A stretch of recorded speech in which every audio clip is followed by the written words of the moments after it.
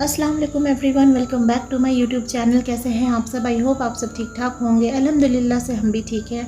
तो जी, जैसा कि हम सब जानते हैं कि 2023 का ये लास्ट मंथ चल रहा है एंड बहुत ही जल्दी हम एक नए साल के अंदर इंटर करने वाले हैं इंशाल्लाह।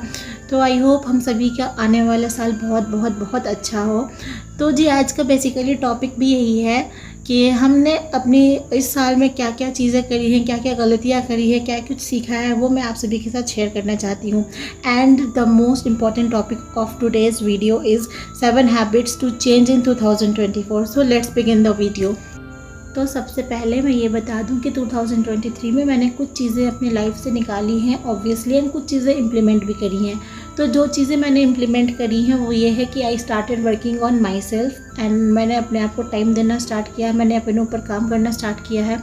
फॉर एग्ज़ाम्पल, शादी के बाद मेरा वेट बहुत ज़्यादा पुट ऑन हो चुका था एंड मेरे अंदर ये था कि मुझे किसी भी तरह से कम करना है। मैं बहुत टाइम पहले से स्टार्ट करती थी बट कंटिन्यू नहीं कर पाती थी फॉर डिफरेंट रीजंस, और वो चीज़ हो नहीं पाती थी। मुझे 1 हफ्ते 2 हफ्ते 3 हफ्ते में रिज़ल्ट नहीं दिखता था तो मैं ना बिल्कुल डिमोटिवेट हो जाती थी और फिर छोड़ दिया करती थी। बट 2023 में एक मंथ ऐसा आया, लाइक अगस्त का मंथ था, जहाँ मैंने बिल्कुल डिसाइड कर लिया कि अब मैं इंशाल्लाह कंटिन्यू करूँगी और इसको बीच में डिसकंटिन्यू नहीं होने दूँगी। एंड फाइनली जब मैंने स्टार्ट किया तो अभी तक मैंने उस चीज़ को कंटिन्यू रखा है, वेट लॉस को, एंड अल्हम्दुलिल्लाह मुझे रिज़ल्ट भी देखने को मिला है। तो ये चीज़ है कि जब तक हम अपने ऊपर काम नहीं करेंगे, मेहनत नहीं करेंगे ना, तब तक हमें रिज़ल्ट नहीं मिलेगा। मैंने मेहनत करना स्टार्ट किया, अपनी लाइफस्टाइल थोड़ी सी चेंज करी, रूटीन में चेंजेस लाई हूँ, तब जा कर के मेरे साथ चीज़ें पॉजिटिव हुई। अब मैं बहुत ज़्यादा पहले से ज़्यादा एनर्जेटिक हूँ, बहुत ज़्यादा पॉजिटिव हूँ। तो अल्हम्दुलिल्लाह कुछ चीज़ें ऐसी हुई मेरी लाइफ में जिसने मुझे एकदम से चेंज करके रख दिया है और अच्छी तरफ चेंज किया है। सो इससे मैं बहुत ज़्यादा खुश हूँ।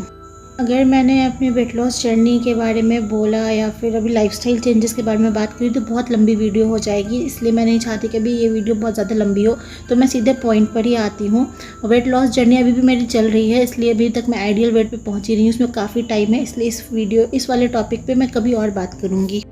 तो सबसे पहला पॉइंट जो मैं यहाँ पर ऐड करना चाहूँगी वो ये कि हमने उन चीज़ों को लेट गो कर देना है जिनसे हमें सुकून नहीं मिलता, चाहे वो फिर कोई चीज़ हो या फिर हम वो कोई ऐसा काम कर रहे हो जो काम करके हमें सुकून नहीं मिल रहा हो, तो उन चीज़ों को जाने देना है बिल्कुल। कोई ऐसा शख्स हो जिससे बात करने पे हमें सुकून नहीं मिलता हो, जिससे बात करके हम और ज़्यादा मेंटली डिस्टर्ब हो जाते हों, तो ये सारी चीज़ों को हमें अपनी लाइफ से बिल्कुल लेट गो कर देना है।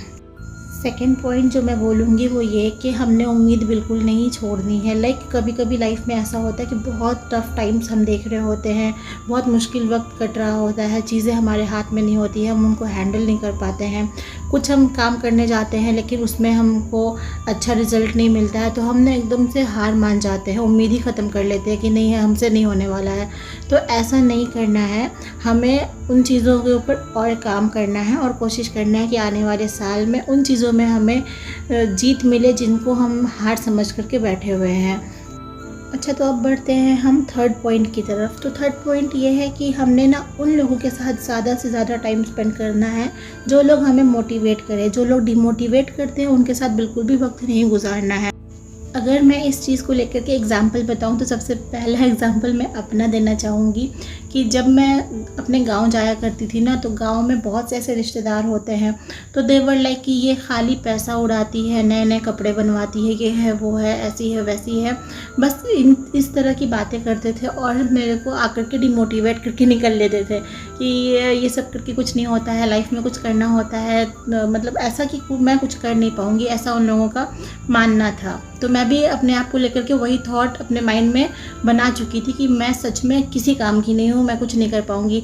एंड दूसरी चीज़ ये होती है ना कि मौका, चांस नहीं मिलता है, तो मुझे ना सब लोग चांस देने से पहले ही जज कर लेते थे कि नहीं तुमसे नहीं होगा, तो मुझे उस चीज़ का चांस नहीं मिलता था। सो आफ्टर मैरिज जब मैं अपने हस्बैंड के साथ आई तो मैंने उनसे बोला कि मुझे भी जॉब करनी है, तो उन्होंने बोला ठीक है कोई दिक्कत नहीं है, तुम जॉब कर सकती हो। बट मेरे अंदर कॉन्फिडेंस बिल्कुल नहीं था, मैं बिल्कुल समझ लो कि मेरा कॉन्फिडेंस एकदम ज़ीरो था। मैंने सोचा कि कैसे मैं जॉब कर सकती हूँ, मुझे कौन सेलेक्ट करेगा इंटरव्यू में, मैं इंग्लिश बोल पाऊँगी ठीक से या नहीं बोल पाऊँगी।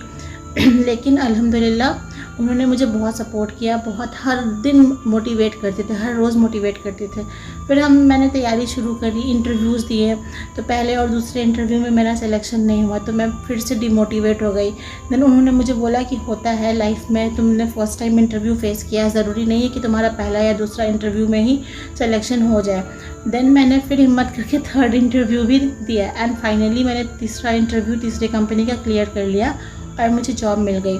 तो बस बेसिकली यही चीज़ थी कि मैं जहाँ रहती थी ना, वहाँ मुझे इतना डिमोटिवेट कर दिया गया था। वहाँ के जो लोग थे उन्होंने मुझे इतना डिमोटिवेट कर दिया था। मेरे अपने घर वालों का नहीं बोलूँगी, मैं लोगों की बात कर रही हूँ बेसिकली, कि मैं अपने आप को बिल्कुल यूज़लेस समझने लगी थी। Okay, so now my fourth point is, हम सभी पीस डिज़र्व करते हैं। हम सभी एक ना एक पॉइंट पे अपनी लाइफ में सुकून ढूंढते रहते हैं और ट्रस्ट मी, उसके लिए जो करना पड़े हम कर सकते हैं। ये भी नहीं सोचना है हमने कि सामने वाला हमारे बारे में क्या सोचेगा। सामने वाला तो हर चीज़ में सोचता ही है, तो उनको सोचने और बोलने दें। बस हमें जिस काम से सुकून मिलता है हम वो करते रहें।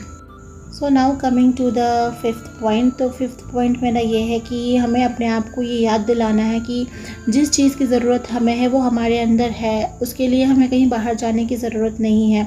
अगर हमें ये लगता है कि हम अंदर से पॉजिटिव हैं, तो पॉजिटिविटी ढूंढने के लिए हमें इधर उधर जाने की ज़रूरत नहीं है। हमारे अंदर ही वो चीज़ है, हमें बस रियलाइज़ करना है। अगर हमें लगता है कि हमारे अंदर कोई टैलेंट है, तो उस चीज़ को बस सोचना है कि हमारे अंदर है, ये नहीं कि हाँ नहीं है, लोग कहते हैं कि कुछ नहीं कर सकोगे तो कुछ नहीं कर पाऊँगी, ऐसा नहीं है। बस उस चीज़ को अपने अंदर तलाश करना है एंड बिलीव मी, वो चीज़ हमारे अंदर होती है। तो जी मेरा सिक्स्थ पॉइंट ये है कि जो भी चीज़ इस साल हमारे ज़िंदगी में वर्कआउट नहीं कर पाई है, उसका ये मतलब है कि वो हमारे लिए थी ही नहीं। फॉर एग्ज़ाम्पल, कोई काम हमने शुरू किया हो, वो काम हमारा नहीं हो पा रहा हो, बार बार हम ट्राई कर रहे हो फिर भी नहीं हो रहा हो, मतलब वो चीज़ हमारे लिए नहीं है। कोई रिलेशनशिप हो, तो कोई रिलेशनशिप लाइक दोस्ती हो, कोई रिश्तेदार हो हमारा ऐसा बहुत क्लोज़ जिसने हमसे रिश्ता तोड़ लिया हो, तो अगर वो चीज़ हमारे लिए नहीं है इसलिए वो हमारी लाइफ से निकल गई है। सो सिंपली इसका यही मतलब है कि जो चीज़ वर्कआउट नहीं कर रही है, जो रिश्ता वर्कआउट नहीं कर रहा, जो काम नहीं हो पा रहा है, उसे रहने देते हैं, उसे साइड पे ही करके छोड़ देते हैं। So now seventh and the last point, इसका मैंने पहले में भी जिक्र कर दिया है बट फिर भी मैं यहाँ पर बोलूँगी ज़रूर कि वर्क ऑन योर सेल्फ।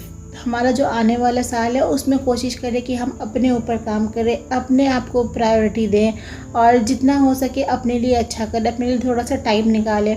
इस चीज़ से जो हमें अंदर से खुशी मिलेगी ना, वो बाकी किसी चीज़ में नहीं है। So that's it for today. यही कुछ बातें थी जो मैं आप सभी के साथ शेयर करना चाहती थी। आई होप आपको पसंद आई होंगी, और अगर वीडियो पसंद आई हो तो लाइक करना, चैनल को सब्सक्राइब करना, शेयर करना मत भूलना।